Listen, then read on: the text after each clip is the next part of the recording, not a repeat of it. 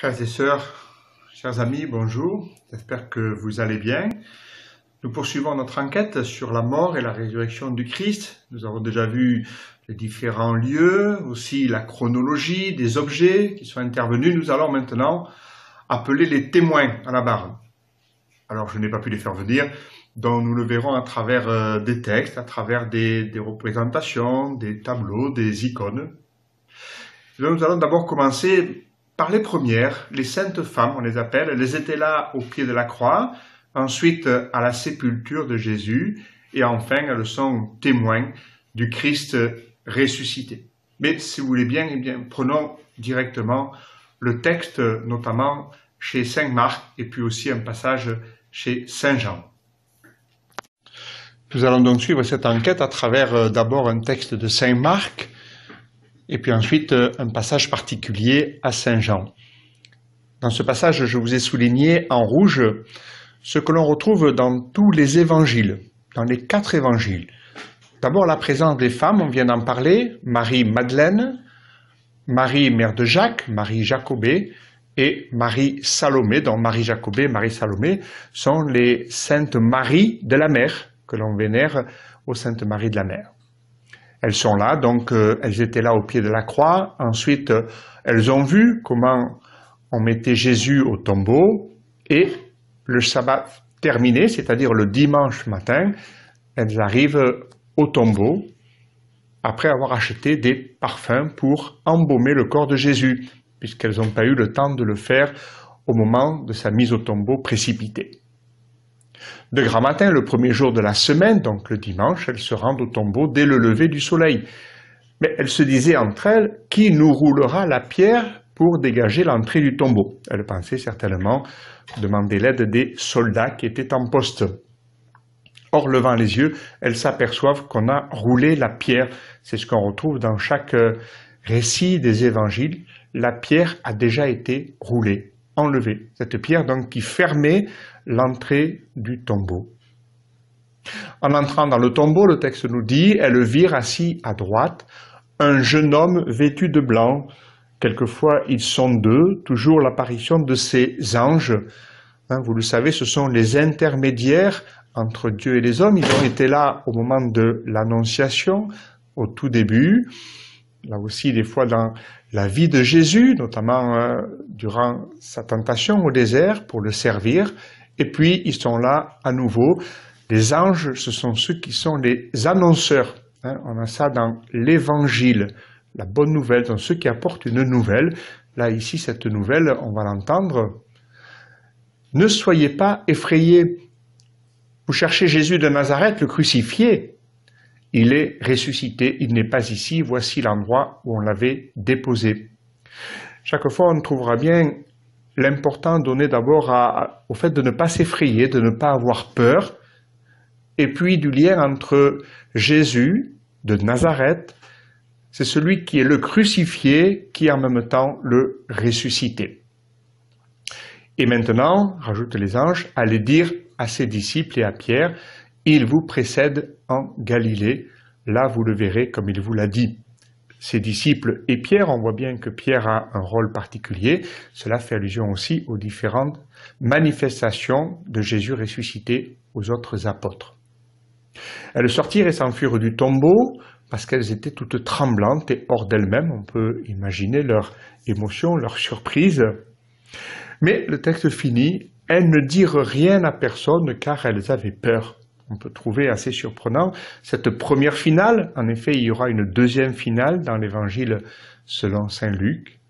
Mais à ce moment-là, elles semblent rester muettes, même si on sait que bien sûr après, elles vont annoncer cette bonne nouvelle aux apôtres. Et selon les évangiles de Matthieu, de Marc ou de Luc, cette annonce se fait de différentes manières. Si vous voulez, nous pourrions prendre aussi ce témoignage dans la partie à droite. Là, c'est le texte de Saint Jean. On a à nouveau ici Marie-Madeleine, on cite uniquement. Elle est vraiment mise en avant, même si elle n'est pas la seule, puisqu'on voit qu'à la fin du paragraphe, on a enlevé le Seigneur de son tombeau et nous ne savons pas où on l'a déposé. Ce « nous » suggère bien qu'il y a plusieurs femmes. Dans ce passage aussi, il y a ce fameux ne savons pas. D'abord, ça dit quelque chose de la surprise par rapport au ressuscité. On ne s'attend pas à cela. Les femmes sont surprises et ne comprennent pas. Elles pensent d'abord qu'on l'a enlevé, qu'on l'a déposé ailleurs. C'est ce qu'on va voir avec cette image du jardinier. Mais vous le savez aussi que cette dimension de ne pas savoir est une manière aussi de s'ouvrir à la foi. Rappelez-vous l'épisode de l'aveugle né qui sans cesse se redit « mais moi je ne sais pas qui c'est ».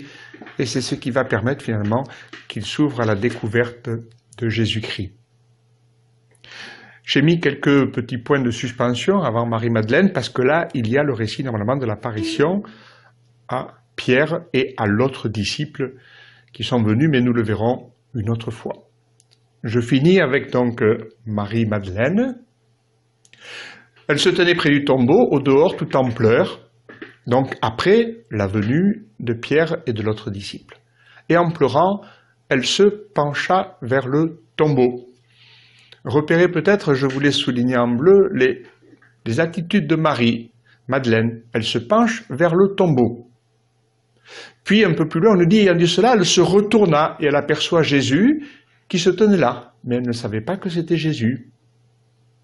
Et puis un peu plus loin, vous le voyez, après l'interpellation de Marie, on dit « s'étant retournée, elle lui dit en hébreu ». Alors on a l'impression que sans cesse elle se retourne. Alors au début de fait elle est tournée vers le tombeau, ensuite elle se tourne vers ce personnage qu'elle prend pour le jardinier, et ensuite la troisième fois quand Jésus lui dit Marie, l'appelle par son prénom, Mariam en araméen, c'est pas qu'elle se retourne vers lui, puisqu'elle est déjà tournée vers lui, mais elle est retournée, comme c'est traduit dans un autre texte de la sœur Jeanne d'Arc. Elle est retournée intérieurement parce qu'elle reconnaît cette voix. Au passage d'ailleurs, alors que d'autres endroits, comme Emmaüs par exemple, les disciples le reconnaissent le ressuscité à un geste. Ici, ce n'est pas non plus au plaid comme avec saint Thomas, mais à cette voix, à cet appel, à cette relation personnelle. Elle a tellement entendu souvent Jésus l'appeler par son nom. Tout à l'heure, c'était « femme, pourquoi pleures-tu » et là, c'est « Marie ». Et de fait, quand elle le répond, ce n'est pas en lui disant « Rabbi, maître », mais « Rabouni », mon maître. Le « je ne sais pas », on le continue aussi. Après, nous ne savons pas où on l'a déposé. On voit un peu plus loin qu'elle répond en croyant s'adresser au jardinier « On a enlevé mon Seigneur et je ne sais pas où on l'a déposé ». À nouveau, la surprise. Et puis le dernier, ayant dit cela, elle se retourna, elle aperçoit Jésus qui se tenait là, mais elle ne savait pas que c'était Jésus. On retrouve là la même attitude que pour les disciples d'Emmaüs qui ne reconnaissent pas Jésus, qui nous dit que souvent, voilà, le ressuscité à la fois est le même, c'est bien lui, on le reconnaît quand il appelle par le nom Mariam, ou quand il présente les plaies, ou quand il fait le geste de la fraction du pain, on le reconnaît, mais n'empêche qu'au départ, ce n'est pas évident. Il est le même sans être tout à fait le même. Et la manière d'exprimer comment Jésus de Nazareth, mort, est maintenant ressuscité. Le même qui était crucifié est maintenant vivant. Pour finir, et ça fera la transition pour après les manifestations du ressuscité, on voit dans le texte de saint Marc, je l'ai aussi souligné en rouge, que l'annonce est de dire le ressuscité vous précède en Galilée, là vous le verrez comme il vous l'a dit. Là aussi sans cesse il y a cette référence, c'est d'abord la Galilée des nations, là où il y a beaucoup de monde qui se côtoie, et donc c'est le lieu où il faut annoncer la résurrection du Christ. Cela peut évoquer bien sûr chez saint Jean la manifestation de Jésus au bord du lac de Tibériade, qui est en Galilée, et puis de fait pour Matthieu, l'ascension aura lieu en Galilée. Voilà donc ces premiers témoins qui ont été convoqués, ces saintes femmes qui sont là, très présentes, toujours fidèles, et qui donc nous présentent un petit peu le modèle type de ces manifestations du ressuscité auprès des premiers témoins. Et puis dans le très beau texte de saint Jean, on évoque beaucoup plus la complicité de Jésus avec Marie-Madeleine, l'apôtre des apôtres, comme on l'appelle. Bien, qui en chasse le texte aussi de la manifestation à Pierre et à l'autre disciple, celui que l'on reconnaît comme être Jean. Mais si vous voulez bien, ce sera pour une prochaine rencontre, une prochaine confrontation à des témoins. Je vous quitte en vous donnant cette bénédiction du Seigneur pour vous et vos proches. Le Seigneur soit avec vous. Que Dieu dans l'amour et tout-puissant vous bénisse, lui qui est Père, Fils et Saint-Esprit. Amen. Voilà, bonne continuation, bon courage, tenez bon dans ce confinement. Surtout, restez chez vous si vous le pouvez.